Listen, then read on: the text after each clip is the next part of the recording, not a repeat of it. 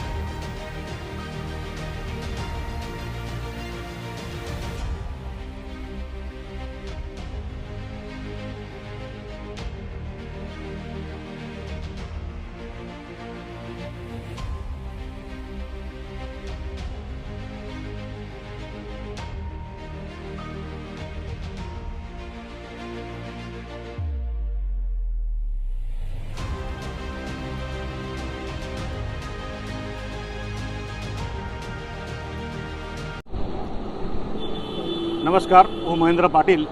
આજે સુરત મહાનગરપાલિકાના વડોદ વિસ્તારની અંદર ઓમ ઇન્ડસ્ટ્રીયલ સોસાયટીની અંદર ગટર લાઇનનું ખાતમુહૂર્ત કરવામાં આવ્યું હતું। આ ગટર લાઇન લગભગ 7 થી 8 લાખ રૂપિયાના ખર્ચે તૈયાર થનાર છે, જેમાં લોકફાળામાં ભારતીય જનતા પાર્ટીના કોર્પોરેટરો અને આમ આદમી પાર્ટીના કોર્પોરેટરોએ લોકફાળો આપેલ છે।